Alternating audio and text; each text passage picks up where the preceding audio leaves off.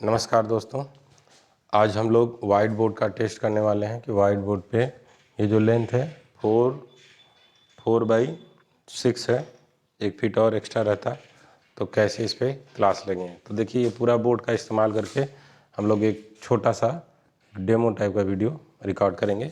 जैसे मैथ्स में एक टॉपिक आता है पाइथागोरस, है ना, पाइथागोरस प्रमेय या पाइथागोरस थियरम। तो उसको कैसे समझते हैं, कैसे लगाया जाता है। ठीक है, तो पाइथागोरस जी जो कि 600 BC पहले थे, बिफोर कॉमन एरा बोलते हैं, इतने पहले इन्होंने एक पाइथागोरस थियरम इन्होंने बनाया था। एक ऐसा थियरम बनाया था जिसकी सहायता से हम लोग जो समकोण त्रिभुज या राइट एंगल ट्रायंगल होता है उसका प्रयोग उसमें प्रयोग आता है। ठीक है, उसका क्या है कि इन्होंने बताया कि जब कोई भी ऐसा ट्रायंगल हो जिसके एक एंगल पे समकोण बन रहा हो या 90 डिग्री बन रहा हो, उस त्रिभुज पे जो अलग अलग साइड्स होती हैं, जैसे ए बी सी और ABC जो साइड्स होती हैं उनको क्या करना है कि करना क्या है, जो पाइथागोरस थियरम के अनुसार इन्होंने बताया कि जब समकोण त्रिभुज होता है इसमें अलग अलग 3 भुजाएं होती हैं। तीनों भुजाओं का जो आपस में संबंध होता है उसके बारे में इन्होंने बताया। संबंध ये होता है कि जो नीचे वाली भुजा होती है जिसको हम लोग किसी त्रिभुज का बेस बोलते हैं, ठीक है, ये बेस है क्योंकि इसी पे 90 डिग्री बन रहा है, जहाँ पे 90 डिग्री बनता है वही उसको बेस मानते हैं। उसी के हिसाब से जिस पे 90 डिग्री खड़ा हुआ है उसको हम लोग परपेंडिकुलर बोलते हैं। ठीक है, और इन दोनों साइड्स को मिलाने वाली जो सबसे लंबी भुजा दिख रही है, जो सबसे लंबी वाली साइड दिख रही है, उसको हम लोग क्या बोलते हैं, हाइपोटेनस।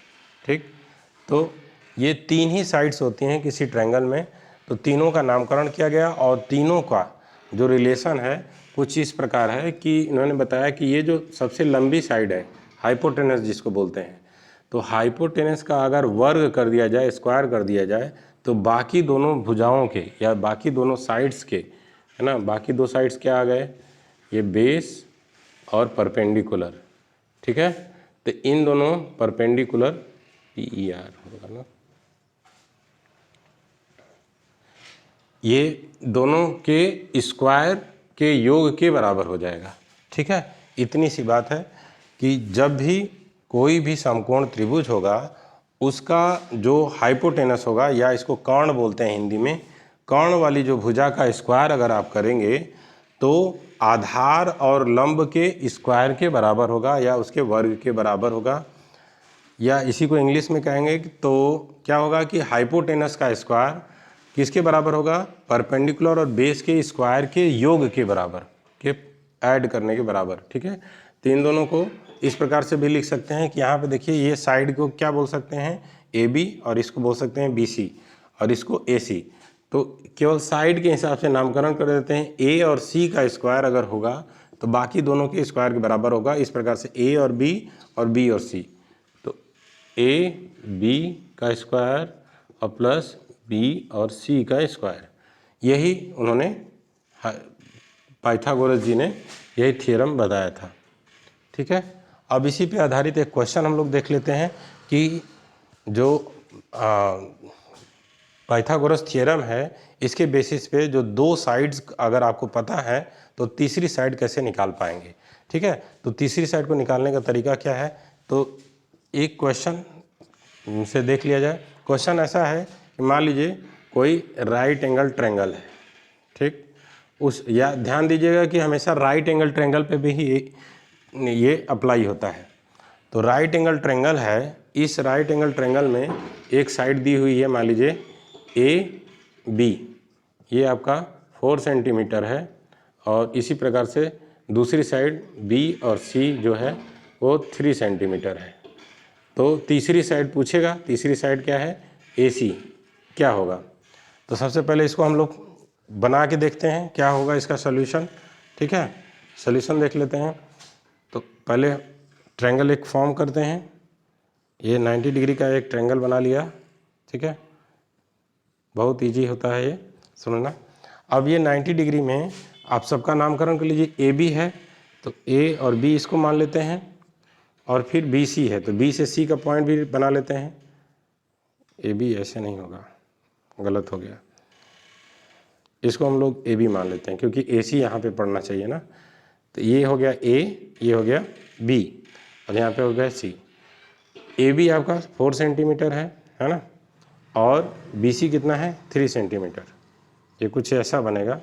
ये ट्रायंगल सही नहीं बना है, ट्रायंगल हमको दूसरा बनाना पड़ेगा। ये देखिए ऐसे बनेगा, इसकी साइड ये वाली छोटी होगी जबकि ये वाली बड़ी होगी, ऐसा बनेगा।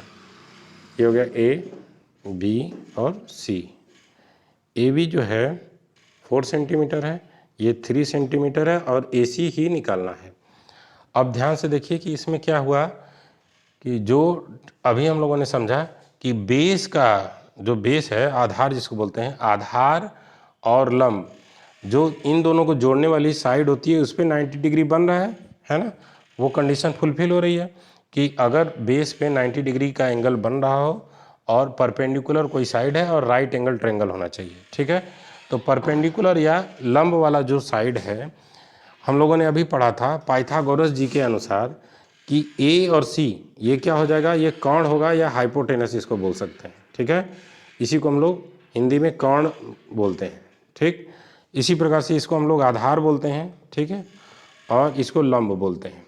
ठीक, तो अगर पाइथागोरस के थ्योरम के अनुसार अगर हम देखें तो ए और सी का स्क्वायर, क्योंकि ये कर्ण बन रहा है तो कर्ण का स्क्वायर किसके बराबर होगा, बाकी दोनों साइड्स के बराबर, स्क्वायर के बराबर।